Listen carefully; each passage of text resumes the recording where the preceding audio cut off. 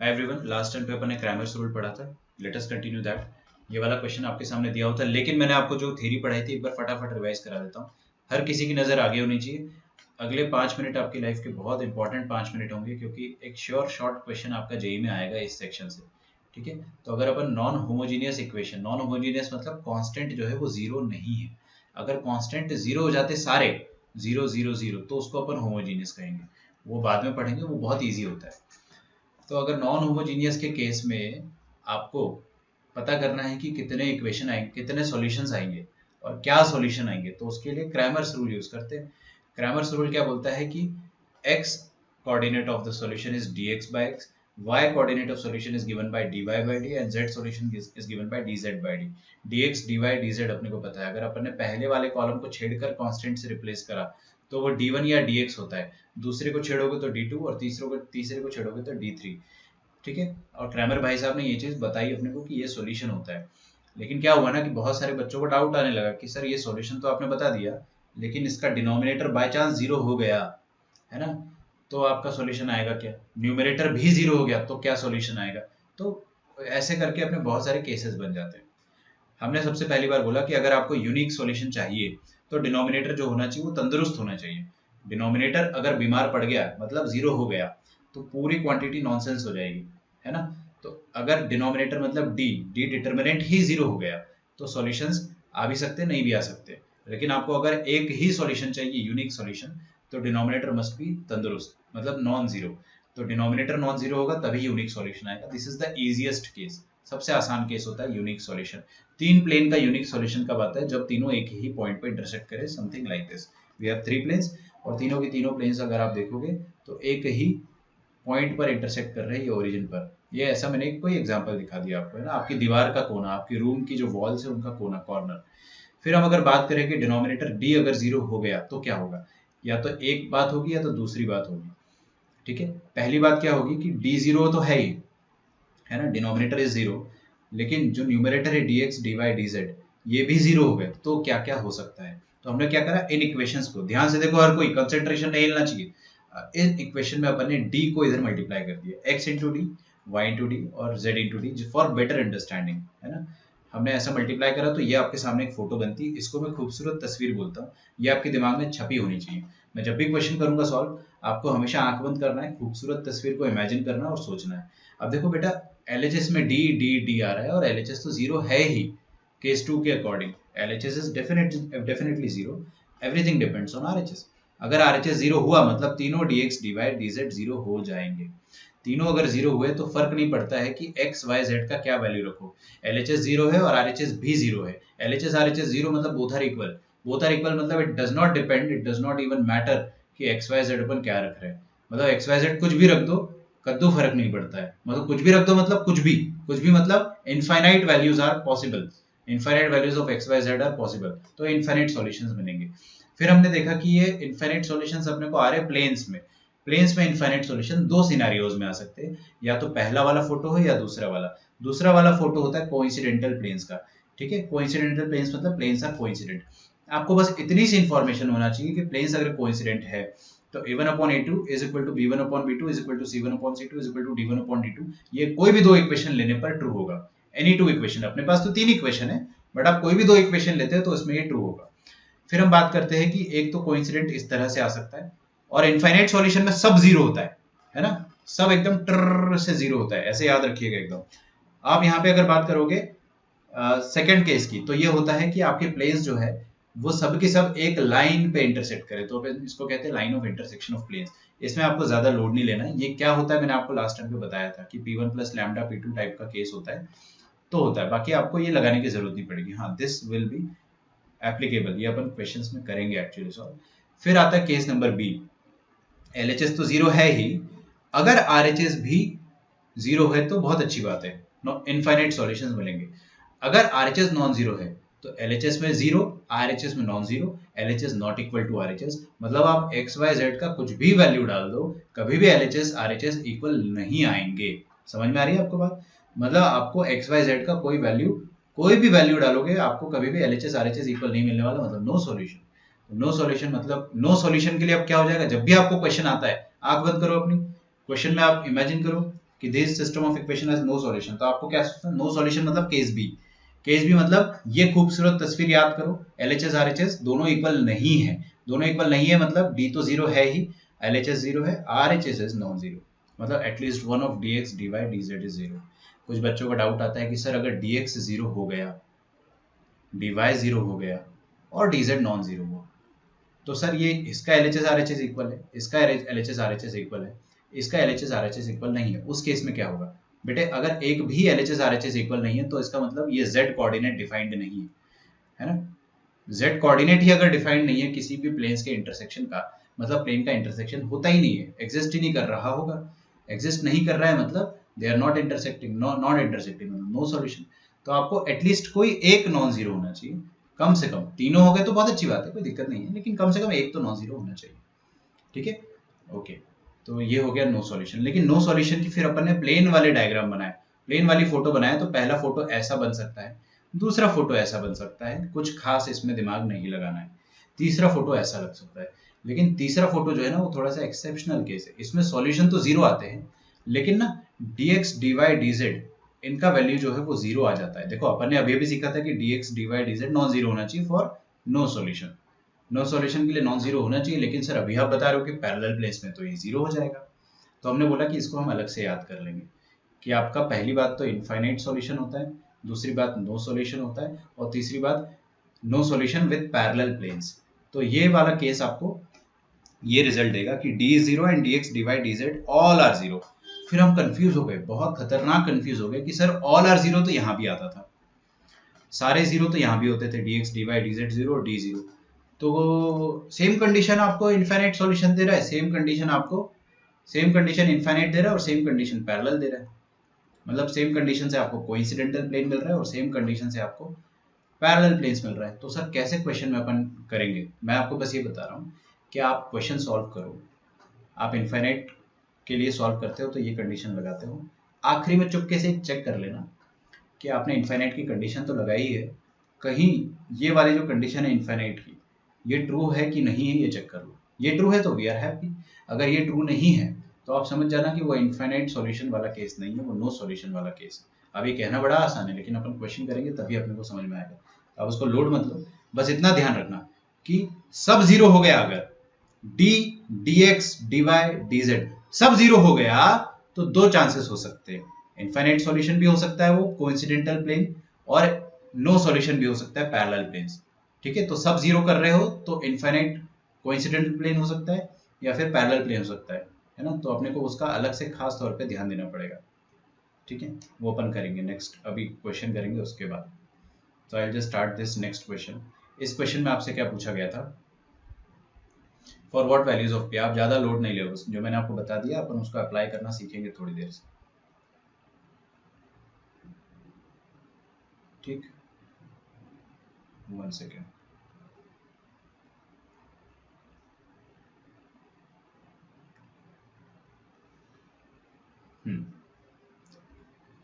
For what values of p the system of equations this and this has no solution, ठीक है। p के कौन से values के लिए इन सिस्टम ऑफ इक्वेशंस का नो सॉल्यूशन आएगा। तो हमने देखा सबसे पहले आप है ना हमेशा यूनिक सॉल्यूशन सॉल्व किया करो, सबसे आसान केस होता है, ओके। खूबसूरत तस्वीर, आपको अगर ये केसेस याद नहीं है ना, ये तो मैंने समरी लिखा है, if you don't remember the summary आपको कोई चिंता करने की जरूरत नहीं है, रटने वाली बात थोड़ी ना है। पहली बात तो खूबसूरत शक्ल क्या कहती है, x into D is equal to D X होता है, ये होती है ना खूबसूरत photo, y into D D Y होता है और z into D D Z होता है। आप क्या करो, पहले सेकेंड वाला पार्ट सॉल्व करो, यूनिक सॉल्यूशन, ठीक है। अच्छा यूनिक सॉल्यूशन करो या फिर कुछ भी करो, आप दोनों ही केस में आपको d तो निकालना ही पड़ेगा, dx dy dz भी निकालना पड़ेगा, सही बात है। तो क्यों ना अपन पहले dx dy dz निकाल लेते हैं, फिर अपन सॉल्व करना स्टार्ट करेंगे। सबसे पहले let us find the value of d का वैल्यू निकालते हैं, फिर dx फिर dy, फिर मैं आपको सिखाऊंगा कि कैसे सोचते हैं, क्योंकि ये तो आपको निकालना ही है। अभी यूनिक सॉल्यूशन कर रहे हैं तो यूनिक सॉल्यूशन के लिए बस आपको d से मतलब है कि d should not B zero, that's it. हमको फर्क ही नहीं पड़ता है कि dx dy dz क्या है, ये जीरो है या नॉन जीरो है, आपको उससे फर्क नहीं पड़ता है, आपका d से काम हो जाएगा, ठीक है। तो मैं d निकाल के रखता हूँ, सबसे पहले d should be non zero for unique solution, पहले अपन d निकालते हैं। डी देखिए क्या आ जाएगा। ऊपर इक्वेशन लिखी थी मैं अपने पास, लिखी हुई मेरे पास, वो देख लेता हूँ। 2p6 1 2q, देख रहे हैं ना आप, इधर सबके कोएफिशिएंट लिखना है। 2p6 1, यहाँ पे कुछ भी नहीं मतलब 1 है, 1 2q एंड 1 1 3। अच्छा डी का वैल्यू किसी का आया है तो मेरे को डायरेक्टली बता दो, मैं लिख दूंगा। फर्स्ट रो के अबाउट खोलते हैं। 2 times 6 minus Q minus P times 3 minus Q plus 6 times plus आएगा, हाँ सही है, 1 minus 2 minus 1। Is it okay? तो कितना आ जाएगा आपके पास, 12 minus 2q minus 3p minus minus plus P Q. First row के अबाउट खोला मैंने इसको, है ना, plus P Q minus 6। Is it okay? ठीक है भाई, तो ऐड करते कांस्टेंट, कांस्टेंट हो जाएगा 6, फिर 2q और pq, ओके 3p, मतलब कुछ भी नहीं किया जा सकता इन शॉर्ट, है ना। तो minus 2q minus 3p plus pq। अच्छा देखो इधर, हर कोई भी बच्चा अनम्यूट करके बताएगा मुझे कि ये कैसा दिख रहा है, ये क्या शक्ल है, what is this, what is this? क्या ये गुदगुदी फैक्टर जैसा नहीं दिख रहा है? हाँ वो गुदगुदी फैक्टर नहीं है, एग्जैक्टली इट इज नॉट गुदगुदी फैक्टर, बट उसकी शक्ल गुदगुदी फैक्टर से मैच कर रही है। गुदगुदी फैक्टर क्या था, 1 plus A plus B plus A B, इसका फैक्टर होता था a plus 1 into B plus 1।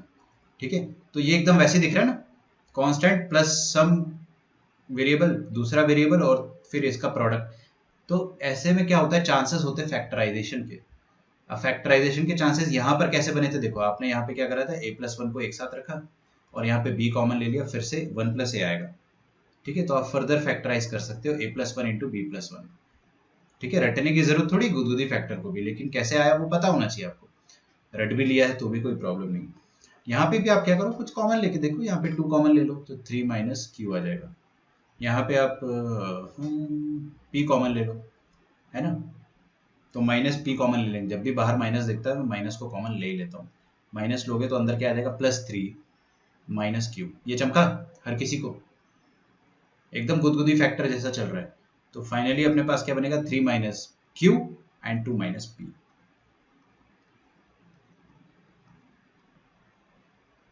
Is that okay?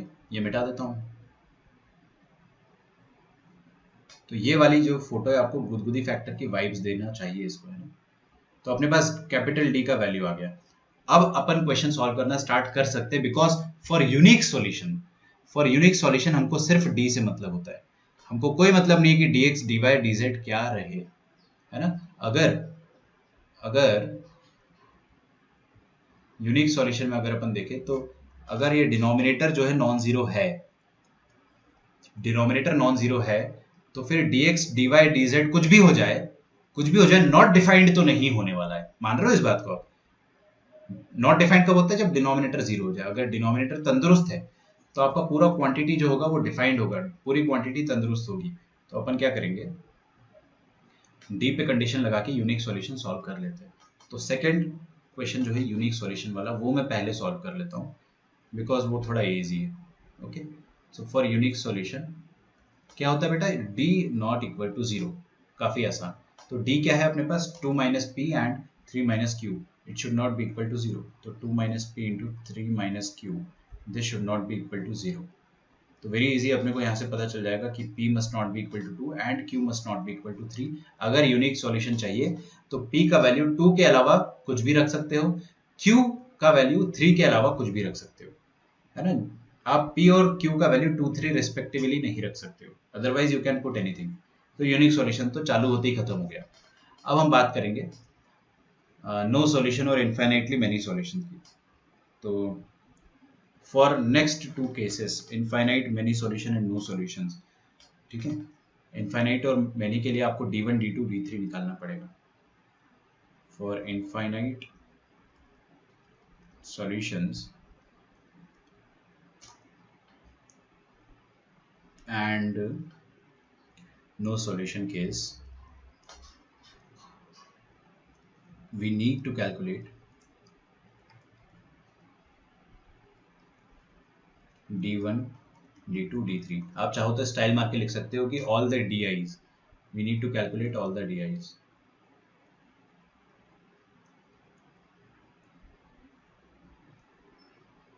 Okay तो हम लोग D1 कैलकुलेट करेंगे.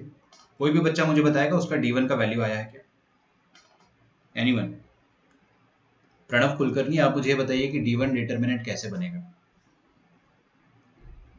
अनम्यूट करके बताइए कि D1 डिटर्मिनेंट की वैल्यूज क्यों, जल्दी जल्दी विदाउट वेस्टिंग टाइम.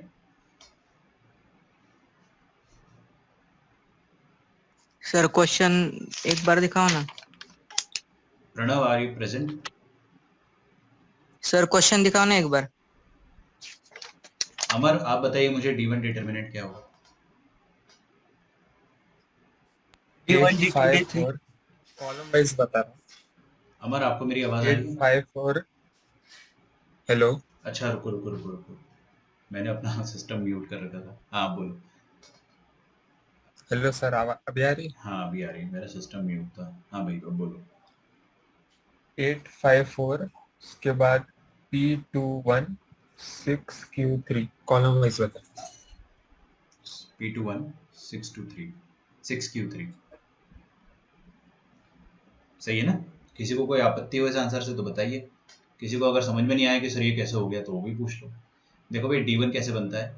D1 ऐसे बनता है कि आपका D जो डिटर्मिनेंट है इसमें कॉलम 1 को आप ये वाले कांस्टेंट से रिप्लेस कर दोगे 8 5 एंड 4 से. ठीक है तो यहाँ पे 854 आ जाएगा. Everything will remain same. अगली बार क्या होगा, P21 की जगह 854 आ जाएगा. फिर अगली बार इसकी जगह 854 आ जाएगा. तो मैं दोनों लिख ही देता हूँ, फिर अपन देखेंगे क्या करना है.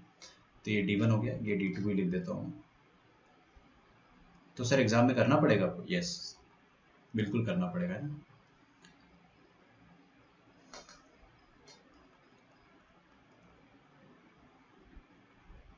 तो D1 आ गया. अब D2 देखते हैं अपन 211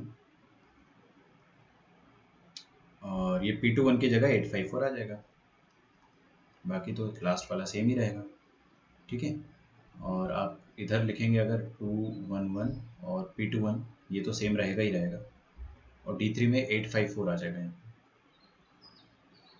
थर्ड कॉलम में. Is it okay? अच्छा मैं तो इसको D1 D2 D3 बोलता हूँ या फिर DX DY DZ बोलता हूँ, उससे कुछ फर्क नहीं पड़ता है.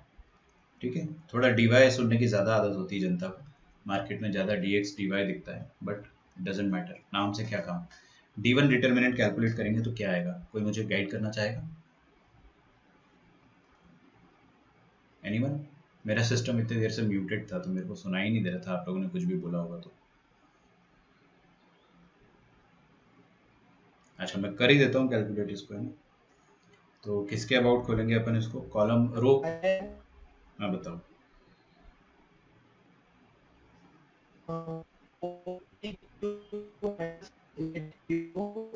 आपकी आवाज काफी ब्रेक हो गई है अद्वैत. आपकी आवाज जो है ना रोबोट जैसी आ रही है, थोड़ा एक बार और ट्राई करो. सर फर्स्ट रो से खोलेंगे. हाँ वो तो मैं खोल ही दूंगा डायरेक्टली, अगर किसी का आया तो बताओ. चलो मैं कर देता हूँ प्लस माइनस प्लस. हाँ सर. तो 8 into 6 minus Q minus P into 5 3 जा 15 माइनस 4Q एंड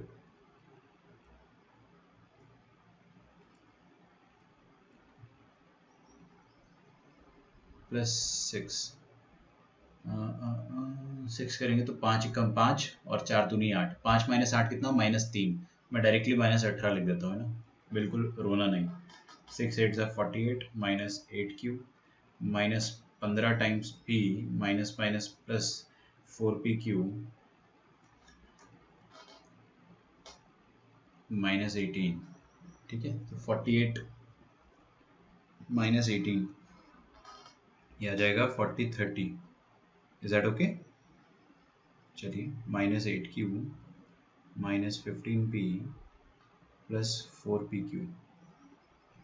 ठीक है अब जो तो आपको जैसे ये 30 और 15 में ना कुछ कॉमन आता है वो नजर आ रहा है तो इनको साथ में रखो आप, है ना. तो आराम से गुदगुदी फैक्टर जैसा फैक्टराइज हो जाएगा. अब ये 30 माइनस 15P को अगर मैंने साथ में रखा तो I will get something common. क्या? 15 कॉमन लेंगे तो 2 माइनस P p आएगा अंदर। चेक कर लो, अगर किसी को किसी किस्म की फड़फड़ाहट हो रही हो तो। यहाँ से 8q कॉमन लेंगे अपन, नहीं नहीं नहीं नहीं सॉरी, 4q कॉमन लेंगे। 4q कॉमन लेंगे तो 2 अंदर आएगा, और यहाँ पे क्या 4q कॉमन जा चुका है तो p बचेगा अंदर, और माइनस का 2 माइनस p। तो finally I will be left with 2 minus p and 15 minus 4q। I believe Advait यही बताना चाह रहा था मुझे। हाँ वही, क्योंकि मेरे को 15 माइनस 4q जैसा जैसा कुछ सुनाई दिया था। ठीक है, 2 माइनस p आ रहा है या p माइनस 2 आ रहा था आपका? सही है, फर्क नहीं पड़ेगा वैसे। p माइनस 2 आ रहा है सर। p माइनस 2 आ रहा है। नहीं, मेरा तो 2 माइनस पी आ रहा है। ठीक है, हालांकि उससे कुछ फर्क नहीं पड़ेगा, अपने को d1 d2 d3 का बस वो देखना है कि क्या होगा। अच्छा d2 भी निकाल लेते हैं खटाखट, देखते सर वो दोनों जीरो है, डिवाइड dz। dy dz दोनों जीरो है। आई डाउट इट, हाँ dy सर। शायद जीरो है। देखते हैं dy d2 देखता हूँ मैं ना, एक मिनट मेरे को समय दीजिए आप। किसके अबाउट खोलूँ मैं? 2 के अबाउट खोल देता हूँ। तो 2 के अबाउट खोलेंगे तो क्या आएगा, 15 माइनस 4q, फिर माइनस 8 के अबाउट खोलेंगे अगर अपन तो आ जाएगा 3 माइनस q। q तो कट गया, दूर से दिख रहा है ना, यहाँ से माइनस 8q आएगा, यहाँ से प्लस 8q आएगा, मतलब उल्टा बोल दिया बस, कटेगा 6 टाइम्स 4 एकम 4 माइनस 5 माइनस 1, तो क्यों ना मैं इसको माइनस 6 लिख दूँ डायरेक्टली। नहीं, बहुत बढ़िया। 15 दूनी 30 माइनस 2 चौगे 8 माइनस 8 दिया 24, और माइनस माइनस प्लस 8q और माइनस 6। तो आप देखेंगे 8q और 8q कट जाएगा, 30 minus 24 is plus 6 minus 6 is 0। d2 0 आ रहा है मुबारक को। और d3 मुबारक इसलिए कैलकुलेशन कम हो जाएगी, d3 की वैल्यू अगर अपन फाइंड करते हैं तो let us open it about. Sir p minus 2 आ रहा है d3। चलो I trust on you, p minus 2 is the correct answer. आप खोलोगे आपका भी p माइनस 2 आएगा। It looks very good, p minus 2 अच्छा दिख रहा है, इस कारण मैं मान गया आपकी बात। लेकिन किसी को फड़फड़ाहट ना हो इस कारण मैं कर देता हूँ। 2 टाइम्स 8 माइनस 5 कितना होता है 3, तो 2 इंटू 3 6, क्यों टाइम वेस्ट किया जाए। माइनस p इंटू 4 एकम 4 और 5 माइनस 1, तो प्लस 1 आ जाएगा, और 8 1 माइनस 2 माइनस 1 माइनस 8, तो आपके पास indeed it is p minus 2। Okay, तो d3 आ गया अपने पास, d2 आ गया अपने पास, और आ गया d1। ठीक है, अब आपसे जो बोला है वो आप सॉल्व कर सकते हो। आपको क्या बोला गया है कि आप निकालो इनफाइनाइट। अच्छा ठीक है, डू नॉट वरी, मेरे पास d1 आ गया, d2 आ गया, d3 आ गया, and I have d as well. d मैं फिर से लिखना चाह रहा हूँ, what was d, 2 minus p and 3 minus q। तो बेटा आप इधर देखो, दो केस मैंने आपको बताए थे a और b। ठीक है, दो केस बताए थे मैंने आपको, a और b। कहाँ गया ये? पहला केस था ये वाला a वाज इनफाइनाइट सॉल्यूशन वाला केस, और b was no solution. Okay, तो आपको नो सॉल्यूशन और इनफाइनाइट सॉल्यूशन दोनों सॉल्व करना है। कौन सा सॉल्व करूं? पहले इनफाइनाइट कर देता हूं ना। तो इनफाइनाइट सॉल्यूशन के लिए क्या कंडीशन होती है? सबसे पहली कंडीशन क्या होती है?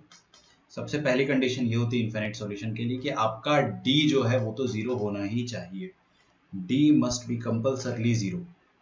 तो d जीरो हुआ तो दो बातें हो सकती हैं, है ना, या तो केस ए होगा या तो केस बी होगा। अब केस ए हुआ तो इनफाइनाइट सॉल्यूशन, केस बी हुआ तो नो सॉल्यूशन। अगर मैं इनफाइनाइट सॉल्यूशन की बात करूंगा तो इनफाइनाइट सॉल्यूशन में d1 d2 d3 या dx dy dz ये तीनों भी जीरो होना चाहिए। आप खूबसूरत आंख बंद करो, वो खूबसूरत तस्वीर आपके दिमाग के सामने आ रही है। LHS में क्या है, xd yd zd, और RHS में क्या है, dx dy dz। ये वाली तस्वीर, ये ठीक है। तो आपको अगर रटना नहीं है तो आप एक खूबसूरत तस्वीर से बार बार एकदम स्क्रैच से सोचो, गुड बॉय की तरह, गुड गर्ल की तरह, तो ये आ जाएगा आपके पास, है ना। यहाँ लिख देता हूँ मैं, इसको मिटा दूंगा बाद में। तो आपने क्या सोचा कि इनफाइनाइट सॉल्यूशन चाहिए, तो LHS तो जीरो है ही, RHS भी जीरो कर देंगे, तो XYZ की आप इनफाइनाइट वैल्यूज डालो, LHS RHS बराबर। सोचा आपने स्क्रैच से। This is the condition for infinite solution. For no solution, no solution में क्या होगा कि at least one should be non zero. ठीक है, वो अपन बाद में देखेंगे, पहले यहाँ पे आते हैं। अभी d1 की बात करते हैं। बताओ मेरे को d1 का वैल्यू क्या है? अरे यार ये D2 0 है पहले से एंड D3 इज P-2। दोबारा लिख रहा हूँ यहाँ पे। नाउ टेल मी आपका क्या होना चाहिए, D1 भी 0 होना चाहिए। D1 0 होना चाहिए मतलब P का वैल्यू 2 के बराबर होना चाहिए। P का वैल्यू 2 के बराबर होना चाहिए और Q का वैल्यू 15/4 के बराबर होना चाहिए, ऐसा लग रहा है ना। 15/4 के बराबर हो सकता है, देखेंगे अपन। तो अगर P का वैल्यू 2 हुआ तो आप पुट करके देखो तीनों में, ठीक है, तीनों में पुट करके देखो आप। ये तो D है, इसको मैं रेड कलर से लिख देता हूँ। D is P-2 and P-3। पहली बात D 0 होना चाहिए। अगर D 0 होना चाहिए इट इम्प्लाइज कि P का वैल्यू 2 तो होना ही चाहिए या फिर Q का वैल्यू 2 होना चाहिए। मानते हो इस बात को? Q का वैल्यू 3 होना चाहिए, या तो P 2 हो जाए या तो Q 3 हो जाए। दोनों ही केस में आपका D, कैपिटल D जो है वो 0 आ जाएगा। तो दोनों ही में 0 तो चाहिए ही अपने को। अब P का वैल्यू 2 यहाँ पर भी है और P का वैल्यू 2 यहाँ पर भी है, तो मेरे को लग रहा है कि P का वैल्यू 2 तो होना ही चाहिए। Okay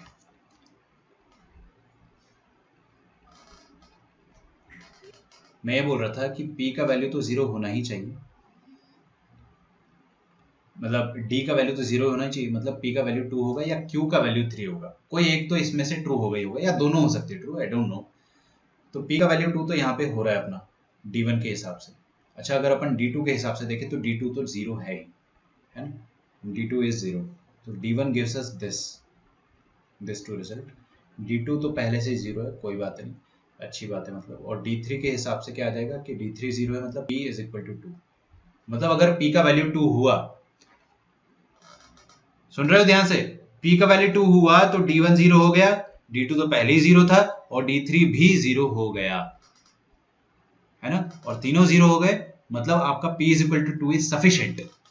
P is equal to 2 is sufficient. Q is equal to 15/4 is not necessary. Q 15/4 हो तो भी आपका काम हो जाएगा, नहीं हो तो भी आपका काम हो जाएगा, समझो इस बात को। Q के वैल्यू पे बिल्कुल फर्क नहीं पड़ रहा है, बिल्कुल डिपेंड नहीं कर रहा है Q पे। Q का वैल्यू 15/4 हो या ना हो, आपका ये वाली कंडीशन तो फुलफिल हो ही जा रही है P अकेले से। P फॉर पकौड़ा जो है, it is enough to define D1, D2, D3 0। इन तीनों को 0 करने के लिए P काफी है, Q का यहाँ पे कोई काम नहीं है। तो आप क्या बोलोगे फाइनल आंसर आपका इनफाइनाइट सॉल्यूशन के लिए, इनफाइनाइट सॉल्यूशन के लिए फाइनल आंसर जो होगा that will be P must be equal to 2 and Q कुछ भी हो जाए हमको फर्क नहीं पड़ता है, Q must belong to R। ये आपको जरूर कुछ ना कुछ ऑप्शन में मिल जाएगा। तो अगर P का वैल्यू 2 रखोगे तो सारे D 0 हो जा रहे, तो P is equal to 2 is enough. Q पे आपको जबरदस्ती रेस्ट्रिक्शन लगाने की जरूरत नहीं है, Q कुछ और भी होगा तो भी आपको इनफाइनाइट सॉल्यूशंस मिल सकते हैं। अब आते हैं अपन केस नंबर बी पे, जिसको मैं पिंक कलर से लिखूंगा। Case number B says that we want no solution. मेरे को तो याद नहीं है, आपको भी याद नहीं होगा आई बिलीव, नो सॉल्यूशन, है ना। वैसे तो याद होना चाहिए, है ना। मैं जब बोलता हूँ मुझे याद नहीं है, इसका मतलब ये नहीं कि मुझे याद नहीं है, बट मैं अगर भूल गया बाई चांस तो I can easily remember by this खूबसूरत तस्वीर, है ना। ये बहुत खूबसूरत तस्वीर है। आप सोचो नो सॉल्यूशन मतलब LHS तो 0 है ही, बिकॉज D इज 0, तो RHS नॉन 0 हो जाए, तो LHS RHS not equal, no solution. XY कुछ भी रखो, Z कुछ भी रखो, फर्क ही नहीं पड़ेगा, LHS RHS कभी इक्वल ही नहीं हो पाएंगे। तो इसका मतलब क्या होना चाहिए कि DX dy या D1 D2 ये होने चाहिए non zero. D1 D2 and D3 must be non zero. कोई एक भी नॉन जीरो होगा तो चलेगा, देखते हैं।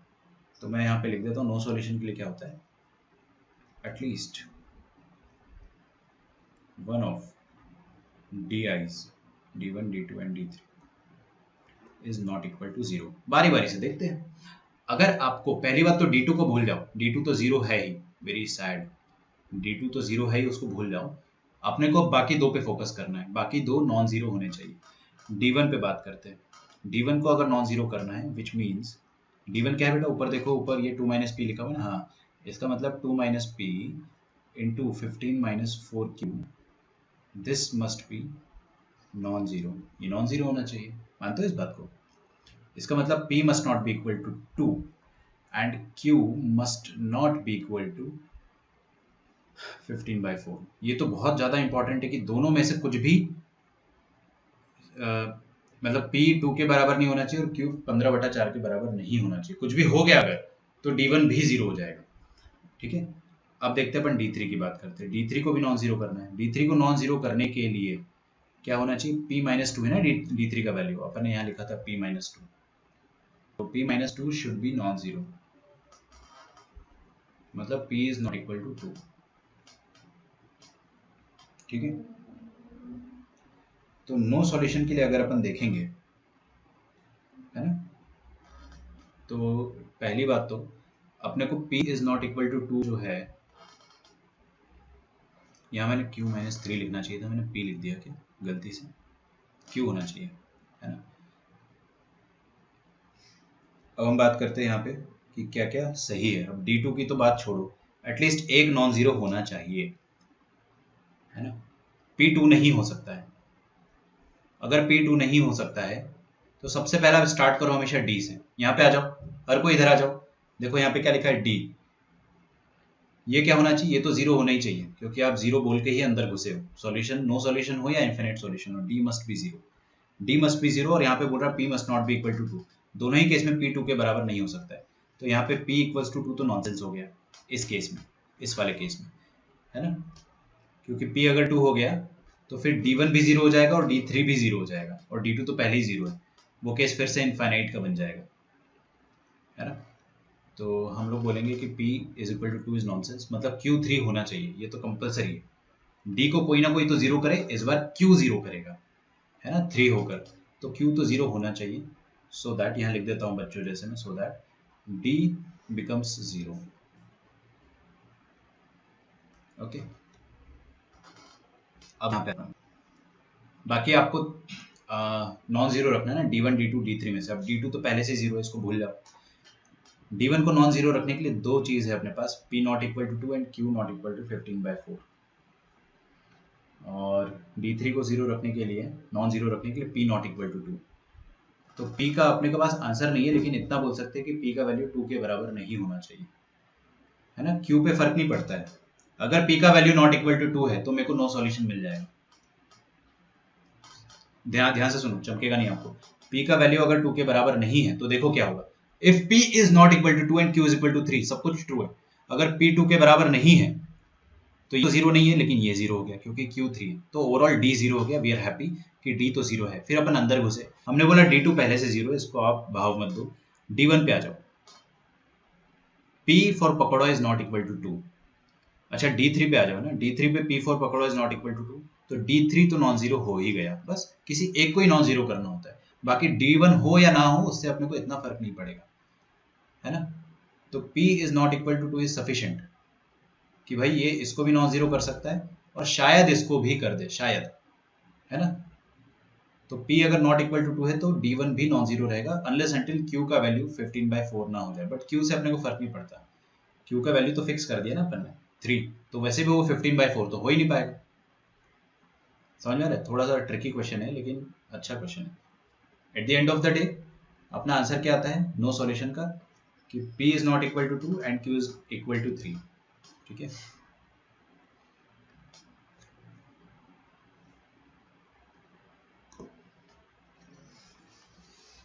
इसको आप ओरिजिनल, हाँ ठीक है, चले एक और क्वेश्चन करते हैं।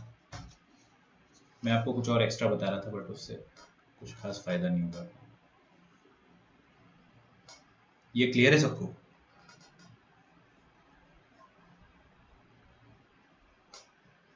तो दो आंसर आ रहे हैं मेरे पास, एक ये है और एक ये है। हाँ सर।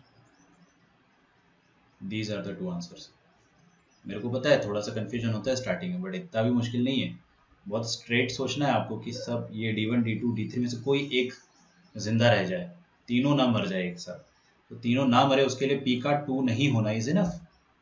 P अगर 2 नहीं हुआ तो D3 तो जिंदा रह ही जाएगा, फिर D1 जिंदा हो या ना हो हमको उससे फर्क ही नहीं पड़ता है। हो जाएगा वैसे तो D1 भी जिंदा हो जाएगा लकीली, बट उससे अपने को फर्क नहीं पड़ेगा, है ना। और Q का वैल्यू 3 होना तो कंपलसरी है, क्योंकि उस D तो जीरो करना ही है आपको। Okay, lot of network issue here, meeting is getting again, so if possible I will attend a live lecture tomorrow now. okay, कोई बात नहीं अदिति, कोशिश करना कि आप आज की आज ही देख ले लाइव लेक्चर, क्योंकि कुछ बच्चे क्या करते हैं 5 दिन बाद देखते लाइव लेक्चर। मेरे को पता है, नाम नहीं लूंगा मैं, कल ही मेरे को 3 का मैसेज आया था, जिसमें से एक तो काफ़ी अजीब किस्म का बात कर रहा था मेरे से, बोल रहा था कि सर बहुत सारे चैप्टर्स जो है वो कवर करने हैं। तो क्या है ना कि मैंने उसको बोला भी था कि आप मुझे कॉल करो, तो उन्होंने किया नहीं। तो ऐसा आप बैकलॉग मत बनाओ कि 5-6 चैप्टर मिसिंग हो जाए आपके। If as a set of distinct values of B for which, और मैं उन बच्चों के लिए तो कुछ बोल ही नहीं सकता अभी कि जो स्कूल अटेंड करते हैं सुबह सुबह। नो वर्ड्स फॉर यू, आपसे बड़ा गधा कोई नहीं है, ठीक है? Seriously sorry to say that, but अगर आप सुबह सुबह स्कूल अटेंड करते हो उस वजह से यहाँ पर नहीं आ पा रहे, तो आपसे बड़ा बेवकूफ़ कोई हो ही नहीं सकता इस दुनिया में। आपको पता ही नहीं है कि आप कितने बड़े मूर्ख हो। ध्यान रखना इस चीज़ का, क्योंकि मेरे को पता है बहुत सारे बच्चे ऐसा कर रहे हैं। स्कूल को आप मैनेज करो, अटेंडेंस कैसे भी।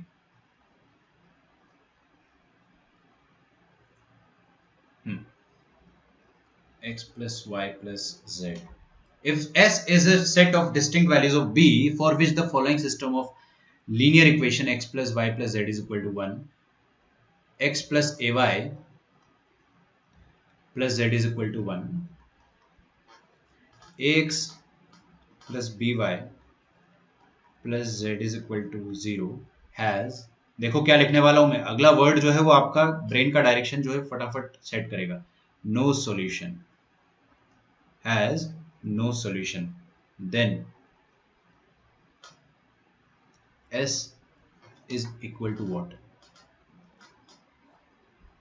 S is, एक्चुअल में S सेट है ना, तो मैं ऐसा लिखूंगा S is। अब S क्या है? B का सेट है। देखते हैं भाई, आपको 4 ऑप्शन दिए हुए, N empty set, empty set. Option number B is an infinite set.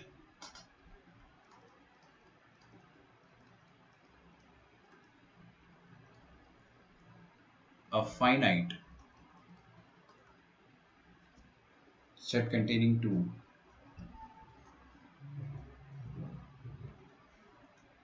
A finite set containing 2 or more elements.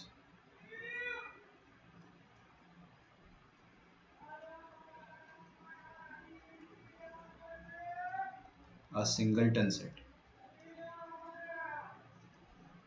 ठीक है?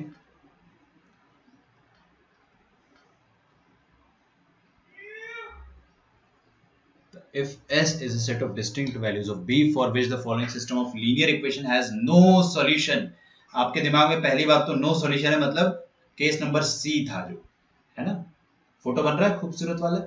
नो सॉल्यूशन में क्या होता है, D तो 0 होना ही चाहिए, डिनोमिनेटर तो 0 होना ही चाहिए, और न्यूमरेटर जो होता है आपका वो डिफाइन होना चाहिए। मतलब LHS RHS बराबर नहीं होनी चाहिए। मैं बार बार एक एक चीज़ नहीं बताऊंगा, आप लोग थोड़ा सा दिमाग लगाओ एक बार, जस्ट 1 मिनट आप एक बार खुद से ट्राई करो जल्दी से। मैं किसी से भी रैंडमली पूछ लूंगा, है ना, कोई भी बच्चा ऐसा नहीं होना चाहिए कि सर समझ में नहीं आया क्वेश्चन। क्वेश्चन एकदम क्लियर है।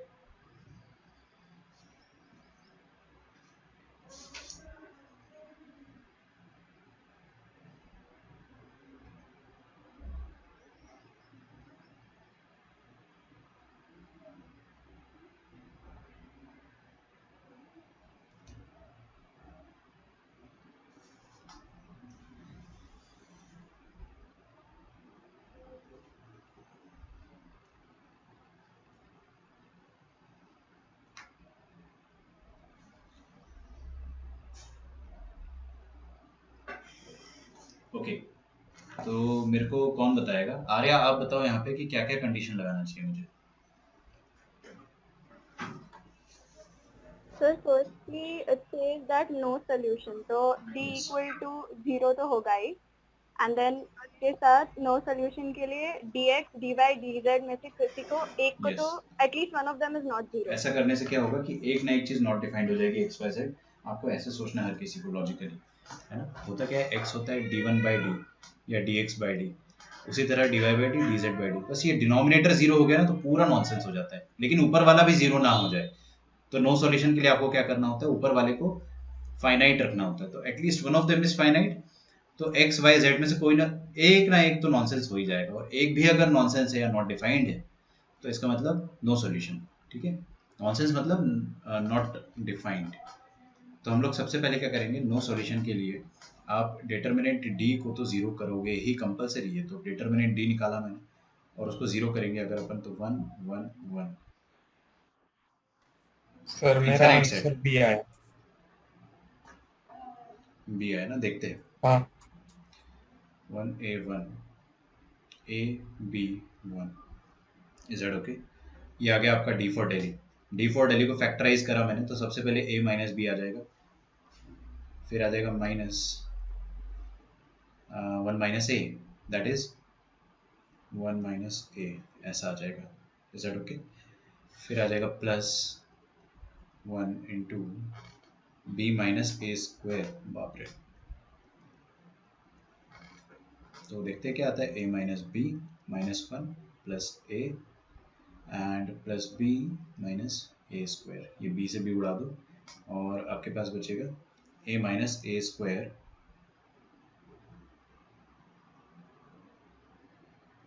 a माइनस बी, तो a प्लस ए कितना हो गया, 2a माइनस 2a माइनस ए स्क्वायर माइनस 1, ठीक है।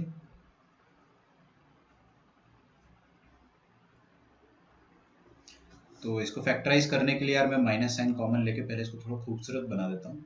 ए स्क्वायर माइनस 2a प्लस 1, ये आ गया आपका डी का value. This is perfect square, A minus 1 का परफेक्ट स्क्वायर लिखा हुआ है, ये रहा कैपिटल डी। तो कैपिटल डी का वैल्यू ये आता है आपके पास, और कैपिटल डी तो जीरो होना ही चाहिए, मतलब कोई ताकत नहीं रोक सकती उसको जीरो होने से, क्योंकि आपको नो सॉल्यूशन चाहिए।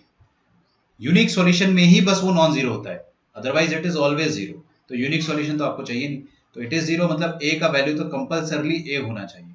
ऐसा भी नहीं कि ए के दो वैल्यूज आ रहे हैं अपने पास, या फिर दो और वेरिएबल है अपने पास, जैसे लास्ट टाइम पे पी क्यू था, यहाँ पे सिर्फ ए है, तो इसका मतलब a must be definitely equal to 1। But अपने को ए के बारे में नहीं पूछा है, अपने को बी के बारे में पूछा है। नाउ फर्दर मूविंग ऑन, अब आपको बोला गया है कि it should be no solution. For no solution, किसी का आंसर आए तो मुझे बिल्कुल इंटरप्ट करके बताइएगा, I will be more than happy. A आया है आंसर मेरा, अच्छा एम्प्टी सेट। देखते हैं, for no solution at least one of d1 d2 d3 must be non zero. कम से कम एक तो नॉन जीरो होना ही चाहिए, ठीक है। चलो बहुत बढ़िया। तो हमने क्या करा, d1 निकाला, खटाखट निकालेंगे विदाउट वेस्टिंग टाइम। तो d1 निकालेंगे यहाँ पे, d2 यहाँ पे निकालेंगे,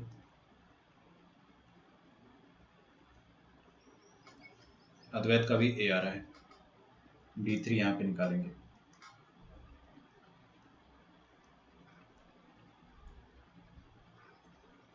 ठीक है। तो d1 का वैल्यू कैसे निकलेगा बेटा, 1 1 1 1 a1, और ये था ना, तो इसमें अपने को 1 1 0, लास्ट में 1 1 0 दिख रहा है, वो डाल देना। dx dy dz लिख रहा हूँ, डरो मत। अच्छा आपको dx लिखना चाहिए, अरे क्या फर्क पड़ता है यार, एक ही तो बात है। ये लो dx dy and dz, okay, डरने की कोई बात नहीं। At least one of dx dy dz must be zero. आज से अपन dx dy dz ही लिखेंगे। dx का मतलब पहला वाला जो रो है आपने उसको क्या कर दिया, 1 1 0 से फिल कर दिया है। इधर आपने दूसरे वाले कॉलम को, मैंने रो बोल दिया गलती से, दूसरे वाले कॉलम को आपने 1 1 0 कर दिया, यहाँ पे तीसरे वाले कॉलम को 1 1 0 कर दिया। Then we will be having, जो ऊपर डी डिटर्मिनेंट था वो क्या था, 1 ab, और ये है 1 1 एंड 1, ठीक है। और इधर क्या है, 1 1 a। अच्छा a का वैल्यू 1 है, a का वैल्यू 1 है ना, तो why not we put it, an empty set आ रहा है सबका, बहुत बढ़िया, एक्सेलेंट है ना। 1 1 0 1 1 1 एंड लास्ट वाला क्या आ जाएगा, 1 1 a 1 ab, this is it, ठीक है। एम्प्टी सेट आ रहा है सबका, एक्सेलेंट, बहुत ही बढ़िया। पूरी क्लास का गलत आंसर है ना, पूरी क्लास का गलत आंसर है। A is wrong, okay, empty set is wrong, I'll tell you why। पहले अब रुक जाओ ना, टाइप करना।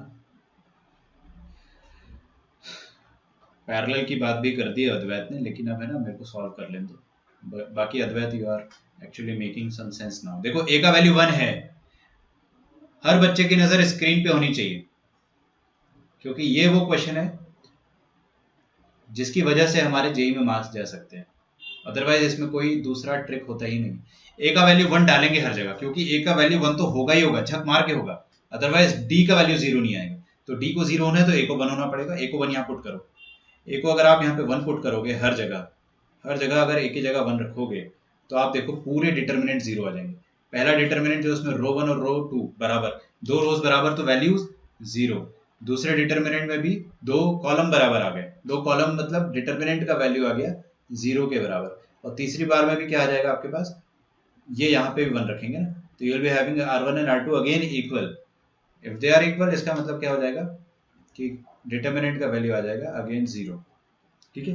और तीनों डिटर्मिनेंट का वैल्यू 0 आ गया, और आपको अगर बोल रहा है कि तीनों डिटर्मिनेंट का वैल्यू 0 है और डी 0 है, तो इसका मतलब इनफाइनाइट सॉल्यूशन लगता है अपने को, है ना। अपने को तो यही लगता है कि इनफाइनाइट सॉल्यूशन आ जाएंगे, और हमको ये लगेगा कि नो सॉल्यूशन तो आ ही नहीं सकते, है ना। तो आपको क्या लगेगा कि या तो क्वेश्चन गलत है कि भाई इनफाइनाइट सॉल्यूशन आ रहा है, लेकिन क्वेश्चन गलत है नहीं, क्वेश्चन तो सही है, पूरा सही है। तो क्या होगा, नो सॉल्यूशन भी चाहिए आपको, नो सॉल्यूशन भी चाहिए, और D D X D Y और डी जेड ये सब 0 ये भी होना चाहिए। तो ऐसा कब होता है, ऐसा पैरेलल प्लेन्स के केस में होता है सिर्फ, कि आपके सॉल्यूशन भी कुछ नहीं आ रहे और आपके सारे डी और डी आईज ऑल आर 0, तो इट मीन्स कि पैरेलल होने चाहिए planes, planes must be parallel. तो आई एम 101% कॉन्फिडेंट कि ये पैरेलल प्लेन्स का क्वेश्चन है। अब अगर प्लेन्स पैरेलल होते हैं तो उसके लिए मैंने आपको कुछ सिखाया था, वी विल सी, है ना, ठीक है। तो हम पैरेलल प्लेन्स की अगर बात करेंगे तो मैंने आपको क्या सिखाया था बेटा, आप है ना कुछ मत रटो, सब आगे देखेंगे।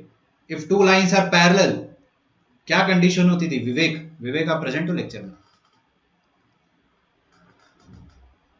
विवेक Shirke are you present?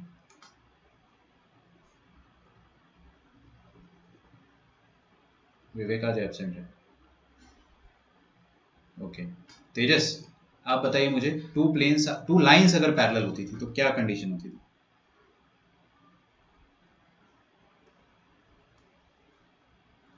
Mic तो आपका दिखा रहा है, शो कर रहा है, बोल सकते हो।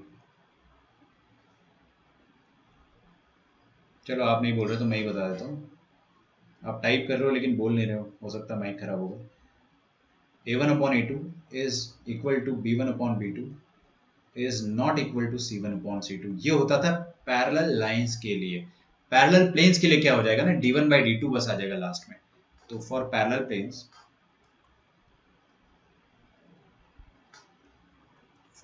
प्लेन्स कोई भी दो इक्वेशन में A1/A2 must be equal to B1/B2 sir not equal to D1/D2 है ना, C2 is not equal to D1/D2, ठीक है। लास्ट में नॉट इक्वल होना चाहिए बस, ठीक है।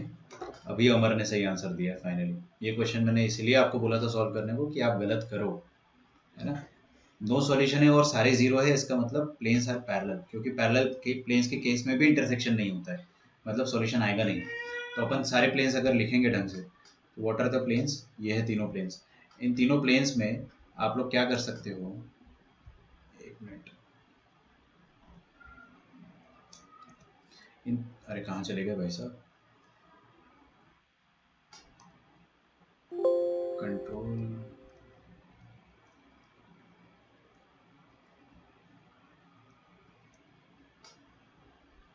एक मिनट यार, बहुत ज़्यादा सिस्टम हैंग हो रहा है। आप लोग अभी कमेंट ना करें, 2-3 मिनट है ना, रुक जाओ 1 मिनट।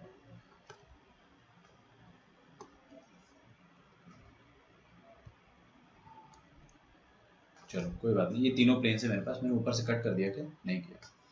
हाँ तो ये तीनों प्लेन्स में कोई भी 2 प्लेन ले लो, any 2 planes, pick any 2 planes, first and second, okay. First and second pick करने का कोई सेंस ही नहीं बनता है ना भाई, ए का वैल्यू तो पता ही है अपने को, ए का निकाल के क्या उखाड़ लेंगे, अपने को बी निकालना है। तो सेकंड और ये वाला करते हैं, फर्स्ट और थर्ड, क्योंकि फर्स्ट में सारे कांस्टेंट पता है और इसमें अपने को ऑलमोस्ट सब पता है accept B.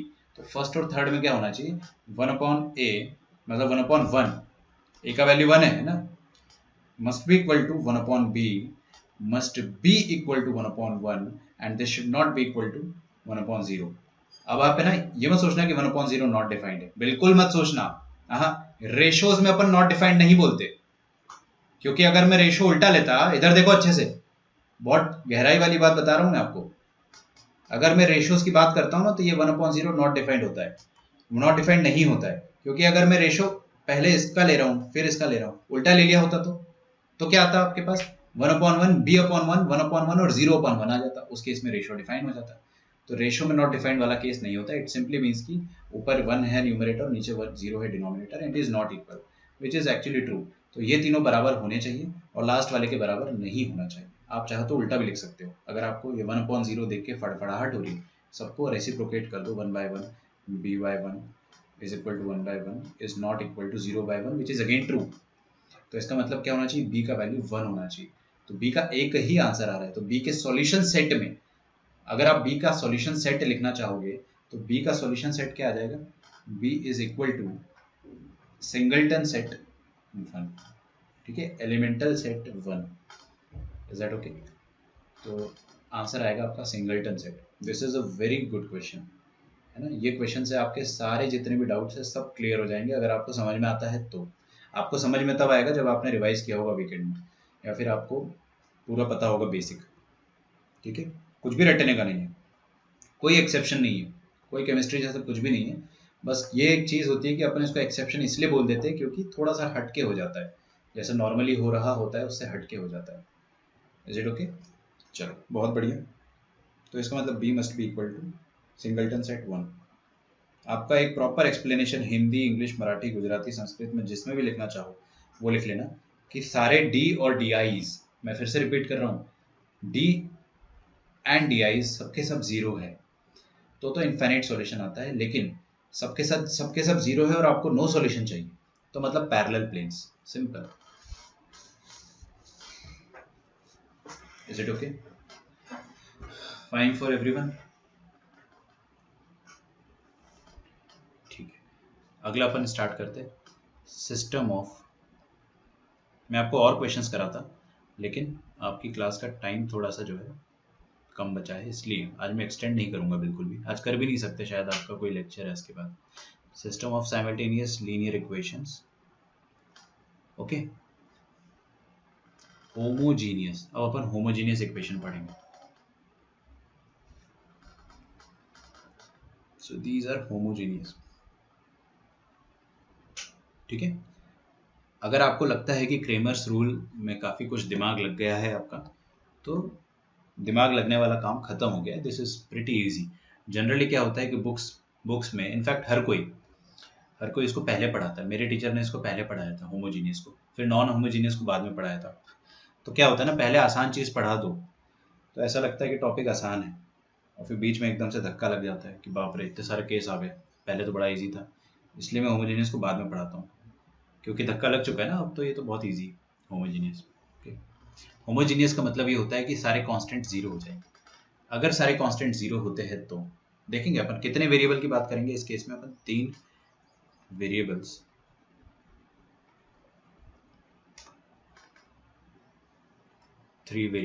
And 3 equations. Is that okay? अच्छा, कितने वेरिएबल है? 3 वेरिएबल, तो कितने डिटरमिनेंट बनेंगे यहाँ पे भी? 4 डिटरमिनेंट बनेंगे, है ना। 4 डिटरमिनेंट बनेंगे अकॉर्डिंग टू क्रेमर भैया। डिटरमिनेंट्स NANTS आना चाहिए ना। ओके, अब देखिए चारों डिटरमिनेंट क्या होंगे, वो तो लिखने से पहले इक्वेशन तो लिखे अपन। देखिए होमोजेनियस इक्वेशन में कुछ नहीं होता है, फर्स्ट इक्वेशन वैसी ही होगी जैसे पहले हुआ करती थी, a1x + b1y + c1z is equal to d1 की जगह यहाँ 0 होगा, और हर बार 0 आएगा, हर इक्वेशन में 0 आएगा, तो वो homogeneous system of linear equation कहलाएगी। सबके सब होमोजीनियस है, क्योंकि सब में अगर हर टर्म की डिग्री देखोगे तो 1 1 1, all the terms are having degree 1 1 1, तो सबकी डिग्री सेम है। सेम मतलब होमोजीनियस। ओके, पहले अगर यहाँ पे d1 होता तो इस टर्म की डिग्री 0 हो जाया करती थी, तो मतलब इट वाज नॉट सेम, है ना। अब यहाँ पे a3x + b3y + c3z is equal to 0। ये क्या है? इक्वेशन ऑफ 3 प्लेन्स है। These are equations of 3 planes, ठीक है। अब क्लास में बैठा हर बच्चा पेन को नीचे रख देगा और सिर्फ स्क्रीन की तरफ देखेगा। आप अगर ऑब्जर्व करोगे ना, ऑब्जर्व करने पे आपको पता चलेगा कि प्लेन नंबर 1 ओरिजिन को सेटिस्फाई कर रहा है। करो, x की जगह 0, y की जगह 0 और z की जगह 0 डालो। ओरिजिन क्या होता है? 0,0,0 इन 3D, है ना, 2D की बात नहीं हो रही है। दे आर डेफिनेटली 3 प्लेन्स, इतना तो अपने को पता है। Any equation in 3 variable, any linear equation in 3 variable is an equation of plane. और ये पहली वाली इक्वेशन ओरिजिन को सेटिस्फाई कर रही है, दूसरी वाली भी कर रही है और तीसरी वाली भी कर रही है। मतलब तीनों की तीनों प्लेन्स डेफिनेटली ओरिजिन को सेटिस्फाई कर रहे हैं। मतलब तीनों में ओरिजिन कॉमन पॉइंट है। मतलब all the 3 planes are passing through origin, all the 3 planes are passing through origin. तो आप लिखेंगे इक्वेशन, ये रिप्रेजेंट करता है equation of 3 planes passing through origin.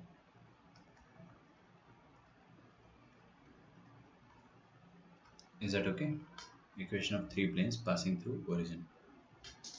ठीक है। अगर आप फोटो वोटो बनाना चाहोगे तो एक फोटो तो अपन ने देखा ही था, या फिर आपको कोई डिफरेंट फोटो चाहिए तो may be something like this. एक ये प्लेन हो गया आपका, इज दैट ओके? थोड़ा सा गलत हो गया ये हो गया आपका प्लेन नंबर 1 और मे बी दूसरा प्लेन जो हो गया वो कुछ ऐसा बना देते हैं और तीसरा प्लेन जो है वो ऐसा कुछ, है ना। एक रफ अंदाज़ा जो है आपको लग गया होगा कि all the 3 planes are actually passing through origin. कुछ बच्चों को लगेगा कि ये प्लेन बहुत छोटे, इतने, ये इन्फाइनाइट, कभी ख़त्म नहीं हो रहे प्लेन्स। ये पूरा आकाश लोक तक जाएगा, यहाँ से नीचे पाताल लोक तक जाएगा, इधर जाएगा स्वर्ग लोक, इधर जाएगा, कहीं ना कहीं जाएगा, समझ रहे हो आप? तो पूरा प्लेन जो है इन्फाइनाइट एरिया पे फैला हुआ होता है। हम उसका एक छोटा सा सेक्शन बनाते हैं क्योंकि हमारी औकात नहीं है ना पूरा बना सके। पेपर इतना छोटा है और पेपर बड़ा भी हो जाएगा तो भी थोड़ी ना बना दोगे। So somewhat like this, we have an equation of plane, equation of 3 planes which are passing through origin. तो इसका मतलब क्या हो गया? इसका मतलब ये हो गया कि इस टाइप के क्वेश्चंस में, आपको अगर सॉल्यूशन निकालना है तो चलो स्टार्टिंग से करते हैं। 4 डिटर्मिनेंट होंगे, पहला होगा डी और जो दूसरा, तीसरा, चौथा डिटर्मिनेंट होगा dx और d1, वो सब 0 होंगे। कोई एक बच्चा मुझे एक्सप्लेन करे कि dx, dy, dz तीनों 0 क्यों होंगे? यस, पूरा आपका 0 0 0 आ जाएगा ना हर किसी में। तो dx, dy, dz तो 0 होगा ही होगा। कोई भगवान आके उसको नॉन जीरो नहीं बना सकता है, तो आपको उसमें दिमाग लगाना ही नहीं है ना। सब कुछ अब डिपेंड करता है डी पे। अब दो बातें होगी, या तो डी भी 0 हो जाए या डी नॉन जीरो। अगर डी नॉन जीरो है तो आप सब आराम से खुद से सोच सकते हो, खुद से, और डी 0 है तो भी आप खुद से सोच लोगे। इट इज़ वेरी इजी, सबसे इजी केस होता है, ठीक है। तो व्हाट आई वाज सेइंग कि dx का वैल्यू अपने पास जो आएगा दैट विल बी 0 0 0 एंड चिड़िया चिड़िया चिड़िया, डजेंट मैटर चिड़िया में लिखूँ ना लिखूँ क्योंकि वैल्यू तो 0 आएगा ना, एक पूरा कॉलम 0 हो गया आपका। तो फिर भी मैं लिख देता हूँ ना, मैं बहुत शरीफ आदमी हूँ। b1 b2 b3 और c1 c2 c3, ये हो गया 0, okay. Similarly you can write all of them to be zeros. अपने में इतना पेशेंस होना चाहिए कि आप इसको लिख सके। मैं बस बीच वाला लिख देता हूँ, इतनी भी शराफत नहीं होनी चाहिए। और लास्ट में ये भी 0 0 एंड 0, इज दैट फाइन? तो लिख डालो यहाँ तक। आप लोग आई होप पैरेलली लिख रहे होंगे, है ना। टोटली नोट्स पे रिलाई ना करें। b1 b2 and b3 and यहाँ पर आ जाएगा again a1 a2 a3 c1 c2 c3, ये सब 0 होंगे। तो क्रेमर भैया ने बोला, क्या बोला कि आपके जो सॉल्यूशन होंगे 3 प्लेन इंटरसेक्ट करेंगे तो तीनों प्लेन के इंटरसेक्शन का जो कोऑर्डिनेट होगा वो x कोऑर्डिनेट होगा, एक y कोऑर्डिनेट होगा और एक z कोऑर्डिनेट होगा। उनको देने का तरीका अभी भी वही है जो पहले हुआ करता था, dx upon D, dy upon D and dz upon D, ठीक है। अब है ना, मैं नहीं बताऊंगा, अब आप ही लोग बताओगे। एंड ट्रस्ट मी, आप अपने आप पे भरोसा रखो थोड़ा सा, आप अपने आप बता दोगे मुझे कि क्या केस बनेंगे। पहली बात तो देखो, हर किसी का न्यूमरेटर तो 0 हो ही गया है क्योंकि dx dy dz तो 0 होना ही, पूरा का पूरा कॉलम 0 है तीनों, तो सबका न्यूमरेटर 0 है, सबका न्यूमरेटर 0 है। तो एवरीथिंग डिपेंड्स ऑन डिनोमिनेटर। अभी अपन कुछ कंक्लूड नहीं कर सकते जब तक अपने को डिनोमिनेटर के बारे में कुछ पता ना हो। तो है ना, मैं आपसे बोलूंगा कि 2 ही बात हो सकती है, आइदर डिनोमिनेटर इज 0 और इट इज नॉन 0। तो everything depends on D now. तो अपने पास 2 केस आएंगे, case number 1 and case number 2। Is it easy? Case number 1 में क्या होगा आप खुद ही बताइए मुझे कि डिनोमिनेटर जो होगा वो नॉन जीरो हो जाए, ऐसा मान लेते हैं, और केस 2 में हो जाएगा कि डिनोमिनेटर इज जीरो। ठीक है, हाँ बेटे बोलो। सर सर सर ये अभी नोट करना स्टार्ट करूँ क्या? आप बोले थे ना पेन ड्रॉप तो। ठीक है, हाँ लिख लो अगर आपने नहीं लिखा हो तो। हाँ जी, अभी देख लो, आप समझ ही रहे हो तो समझ भी लो साथ ही साथ। मैंने सिर्फ उतने से पार्ट के लिए बोला था, फिर मैंने आपको बोला भी था कि आप नोट करते जाइए। चलो कोई नहीं। अगर डी नॉन जीरो हो गया तो देखो ऊपर वाले तो सब जीरो है, इधर तो आपको जीरो दिख रहा है बड़ा बड़ा। हाँ, और अगर नीचे भी, नीचे जीरो तो बाद में होगा, अगर नीचे नॉन जीरो हुआ, मान लो 2, ऐसी कोई नॉन जीरो नंबर इमेजिन कर लो ना, शांति मिलती है। इधर 2 तो 0/2 क्या होता है? डिफाइंड। 0/2 defined, 0/2 defined. डिफाइंड मतलब तीनों जीरो, तीनों जीरो मतलब आपका सॉल्यूशन जो आएगा उसका x कोऑर्डिनेट और y कोऑर्डिनेट और z कोऑर्डिनेट तीनों की तीनों जीरो आ जाएगा। मतलब तीनों प्लेन्स कहां पर इंटरसेक्ट कर रहे हैं? ओरिजिन पे। All the planes are intersecting in origin. तो आपका सॉल्यूशन तो यूनिक आ रहा है, solution is 100% unique and that solution is very खूबसूरत। वो सॉल्यूशन बहुत खूबसूरत आ रहा है और बहुत लल्लू सा सॉल्यूशन आ रहा है। मैं लल्लू वर्ड इसलिए यूज कर रहा हूँ ताकि आपको मैं एक और आइडिया दे सकूं। तो we are getting unique solution. ठीक है, यूनिक सॉल्यूशन आपको कब मिलेगा? जब नीचे वाला आइटम जो है वो नॉट जीरो है। और यूनिक सॉल्यूशन आपको होमोजीनियस के केस में हमेशा खूबसूरत मिलेगा, है ना? खूबसूरत मतलब लल्लू। अब लल्लू सॉल्यूशन को ना ये लोग अंग्रेजी में ट्रिवियल बोलते हैं। क्या बोलते हैं? ट्रिवियल। ट्रिवियल मतलब बेहद खूबसूरत सॉल्यूशन। मतलब 3 प्लेन इंटरसेक्ट कर रहे हैं उसमें हमको मजा नहीं आ रहा है, तीनों प्लेन ओरिजिन में इंटरसेक्ट कर रहे हैं उसमें हमको बहुत मजा आ गया। मतलब जो ओरिजिन में इंटरसेक्ट करने वाला आपका कारनामा हो रहा है उसको, या फिर जो आपका सॉल्यूशन ओरिजिन आ रहा है ना, उस सॉल्यूशन को हम लोग ट्रिवियल सॉल्यूशन कहते हैं। क्या कहते हैं? Trivial solution.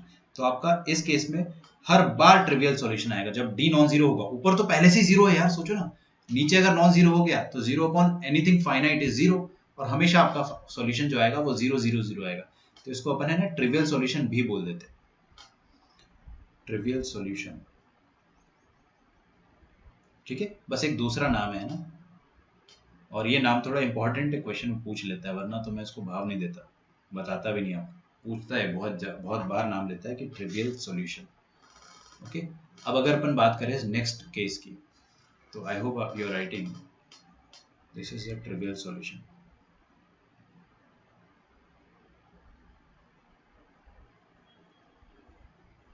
ठीक है, आई होप आपने यहाँ तक लिख लिया होगा।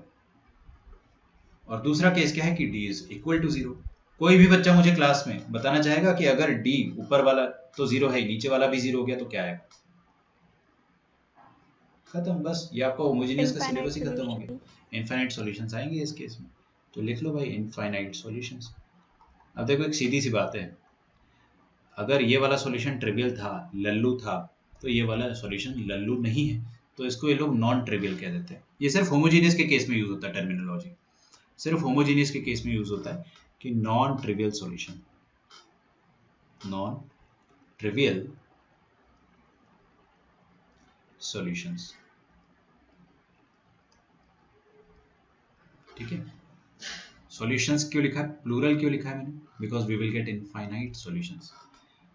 तो इस केस में आपको नॉन ट्रिवियल सॉल्यूशन मिलेंगे। ठीक है, आई होप आपने यहाँ तक लिखा होगा या आप लिख रहे होंगे, है ना? Keep writing. फिर अपन इसका एक क्वेश्चन करेंगे, ये तो बेहद आसान क्वेश्चन आता है।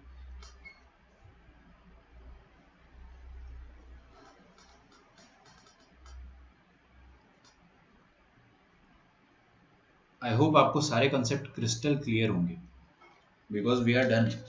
इसके बाद मेरे को आपको कुछ भी नहीं पढ़ाना है। एक और टॉपिक होता है, मैं पढ़ाता ही नहीं हूँ क्योंकि वो स्ट्रेट लाइन से हो जाता है सॉल्व, तो मैं आपको ना बाद में बता दूंगा, इसमें कोई लफड़ा नहीं है। ज़बरदस्ती वो सिलेबस में डाल रखा है, वो आपको नहीं भी आता तो भी आप कर लोगे। ठीक है, पहली बात तो इनफाइनाइट सॉल्यूशंस आपके पास जो आ रहे हैं उसको अपन नॉन ट्रिवियल सॉल्यूशन भी बोलते हैं, और उसको एक और चीज़ बोलते हैं नॉन जीरो सॉल्यूशन। ये तो जीरो सॉल्यूशन है ना, जीरो सॉल्यूशन को आप ट्रिवियल भी बोलते हो, और नॉन जीरो वाले जो बाकी सॉल्यूशन है वो नॉन जीरो होगा, तो इसको कभी कभी नॉन जीरो सॉल्यूशंस भी बोलते हैं। सिर्फ होमोजीनियस के केस में थोड़ा नाम, अब देखो टॉपिक इतना आसान है तो किसी ने सोचा होगा कि कुछ ऐसा नाम दे देते कि बच्चे फिर से घबरा जाए, तो क्या है ना कि हमको चैन से जीने नहीं दिया जाता है। बट ठीक है, छोटी मोटी टर्मिनोलॉजीज याद रख लेंगे। नॉन जीरो सॉल्यूशन भी चलता है मार्केट में। अब हम ना क्वेश्चन करते हैं इसका, आप क्वेश्चन करोगे और आपको लगेगा कि इतना आसान।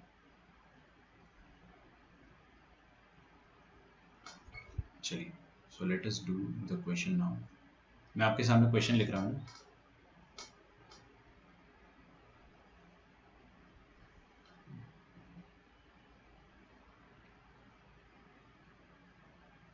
तो ये होमोजेनियस के केस में कभी कभी यूज होता है।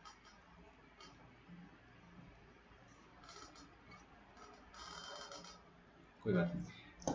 This is the question, the following system of equations. अब इक्वेशन के आरएचएस में देखो, सब में 0 0 0 मतलब होमोजेनियस है। होमोजेनियस मतलब दो ही बातें होती है कि dx dy dz तो 0 हो गई होमोजेनियस में ना, इट इज़ वेरी लॉजिकल। ठीक है, तो अब दो ही बातें होगी। डिनोमिनेटर क्या है? d। फिर से बोल रहा हूँ, इमेजिन करो सॉल्यूशन क्या था, x y z dx by d, y was dy by d and z was dz by d। ठीक है, तो डिनोमिनेटर पे सब कुछ निर्भर करता है। आपको बोल रहा है कि non trivial solution. Non trivial solution मतलब सेकंड वाला केस। डेफिनेटली आपके सॉल्यूशन इनफाइनाइट आ रहे हैं।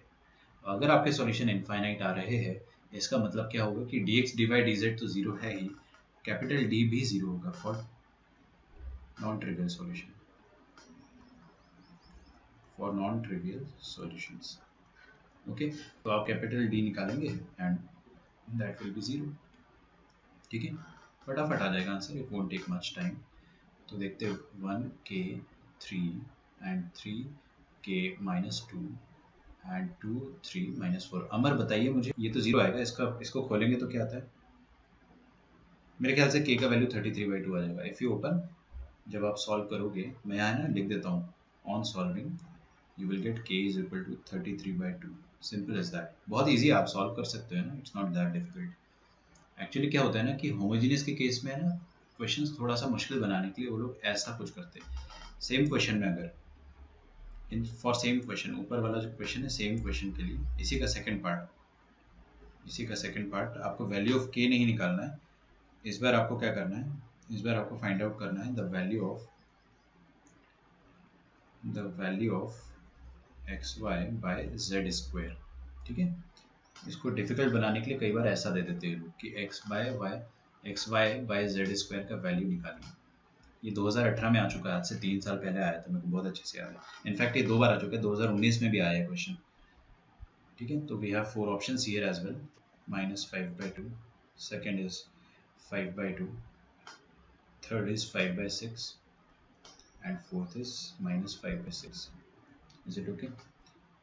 पहले क्वेश्चन लिखो। सेम टाइप का क्वेश्चन 2018 में भी आया था, सेम। इनफैक्ट हम इसको हर साल क्लास में करते हैं, हर साल। 2018 से पहले भी करते आ रहे हैं, लेकिन उसमें बस नंबर चेंज हो गए थे।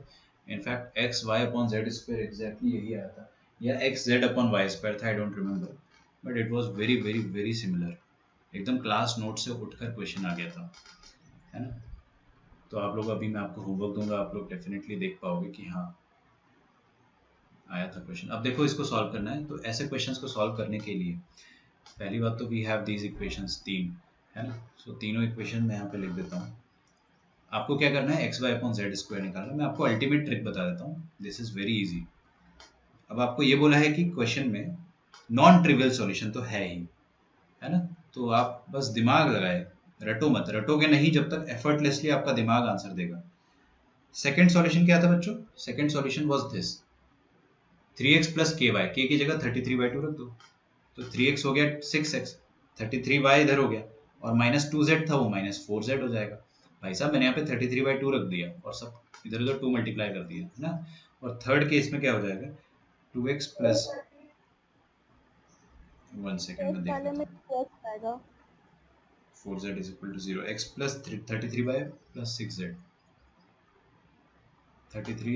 2x आएगा। यस, यू आर राइट, यहाँ पे 2x आएगा ना। मैंने k की जगह 33/2 रख दिया, वो तो अभी अभी निकाला ना। तो यहाँ पे 6z, बाकी सब सही है। Okay, these are the 3 equations. आपको क्या करना है, देखो आपको क्या निकालना है, xy अपॉन जेड स्क्वायर निकालना है। मैं आपको अल्टीमेट ट्रिक बताऊं क्या करना होता है ऐसे क्वेश्चंस में। ऐसे क्वेश्चंस में आपको जो न्यूमरेटर है और जो डिनोमिनेटर है उनको ऑब्जर्व करो। नीचे क्या है, z 2 बार और ऊपर है xy। तो what we will do, we will try to write ऊपर वाले जो x है ना और जो y है इनको अपन इन टर्म्स ऑफ z लिखेंगे, इन टर्म्स ऑफ z लिखने की कोशिश करते हैं। मान लो आपने लिख दिया x is equal to 3z, ऐसा आ गया अपना आंसर, और y is equal to 5z। तो आप पुट करोगे यहाँ पे तो z कैंसिल हो जाएगा, आपका आंसर आ जाएगा। समझ में आ रहा है? तो आपका अल्टीमेट ट्रिक जो है इसमें ये होता है, और यही क्वेश्चन आते हैं नॉन होमोजीनियस में, सॉरी होमोजीनियस में यही क्वेश्चन आता है। इससे डिफिकल्ट क्वेश्चन होता नहीं है, और ये डिफिकल्ट नहीं है, आसान है। तो हम कैसे करेंगे उसको, ये क्वेश्चन नंबर 1 है, ये क्वेश्चन नंबर 2 है, ये question number 3। Just give me 1 minute, मैं इसको सॉल्व करके खत्म कर देता हूँ। यहाँ पे 2x आएगा। ओके ओके, तो मेरे को क्या करना है कि x को लिखना है z के टर्म्स में और y को लिखना है z के टर्म्स में। ठीक है, तो हम लोग क्या करेंगे, पहली बार में कोई भी 2 इक्वेशन पिक करो, pick any 2 equations, pick any 2 equations, कोई भी 2 इक्वेशन पुट करो, पिक करो, और उसमें आप है ना x और x को कैंसिल कर दो, तो y बचेगा और z बचेगा, आ जाएगा y z के टर्म्स में। फिर क्या करो, पिक एनी 2 इक्वेशंस, उसमें y को कैंसिल करा दो, y को कैंसिल करा दोगे तो x और z बचेगा, उससे भी हो जाएगा। सबसे पहले मैं क्या करता हूँ, ये 33y और 33y दिख रहा है, इन दोनों को कैंसिल कराने के पर्पज से equation number 1 minus equation number 2 किया, तो आपको क्या दिखेगा, 2 माइनस 6 माइनस 4x, 33 माइनस 33 0 है ना, and 6 minus minus 4 is 10z। तो आपको यहाँ से दिस इज इक्वल टू 0, यहाँ से आपको मिल जाएगा x का वैल्यू 10z/4। किसी का आंसर तो आया है, डी आया, बहुत बढ़िया, excellent, D is correct. 10z/4 मतलब 5/2z। और आपके पास x तो आ गया z के टर्म से, और y को निकालना है, तो y को निकालना है अगर आपको, तो एक काम करते हैं, अभी x गायब करते हैं, ये 2x और 2x दिख रहा है ना, 1 माइनस 3 कर देते हैं। तो आप इसको 1 माइनस 3 कर दोगे तो 1 माइनस 3, तो 2x गायब हो जाएगा, 33y minus 3y 30y, and 6z minus minus 4z that is 10z। ठीक है, तो ये आ जाएगा plus 10z, this is equal to 0। तो y आ जाएगा आपके पास बच्चों minus 10z/3 which would mean 30, sorry, which would mean minus z/3। रख दो यहाँ पे xy/z², xy/z², this would mean 5/2 into z into minus 1/3 into z, मतलब z² अपॉन z²। ठीक है, ये डिस्काउंट आपका आंसर आ गया। आपका आंसर आता है minus of 5/6 which would mean option number D. Same question JEE main 2018 में आया था, सेम। ठीक है, तो बहुत बड़ा कोइंसिडेंट है। इनफैक्ट ऐसे क्वेश्चन आपको बहुत ज़्यादा पूछे जाएंगे। आपका होमवर्क जो रहेगा ना, दैट विल बी PYQs का topic 4। This is a do और डाई थिंग फॉर यू। आप आज करते हो तो आपको कभी भी लीनियर इक्वेशन इन 2-3 वेरिएबल्स में कभी कोई डाउट नहीं आएंगे। आपने आज होमवर्क नहीं करा तो आपके 4 नंबर गायब है जेईई से, मैं आपको बता रहा हूँ। कर लिया तो 4 नंबर पक्के, और मैं हर लेक्चर के बाद साइन करके देता हूँ कि ये टॉपिक से एक क्वेश्चन मिनिमम आएगा। 1 question is definitely coming from this topic, आप लिख के रख लो। ठीक है, 4 नंबर बहुत ज़्यादा इंपॉर्टेंट होते हैं। 2 दिन के लेक्चर्स के बेसिस पे आपके 4 नंबर आ सकते हैं। पूरे PYQs करना है आपको टॉपिक 4 का, each and every question should be there, हर बच्चे को सॉल्व करना है। मैं आपको नेक्स्ट क्लास में मिलता हूँ, मतलब कल अपन वो डिस्कस करेंगे, क्या, मॉक टेस्ट के बाद अपन ये डिस्कस करेंगे। तो you are basically done, your syllabus is over. Okay, पूरा सिलेबस हो गया, बस PYQs रैपिड फायर जो है वो अपन कल डिस्कस करके ही खत्म कर देंगे। ओके, चलो बच्चों, मैं आपको नेक्स्ट क्लास में मिलता हूँ। Till then bye everyone, thanks a lot, और ख्याल रखो अपना।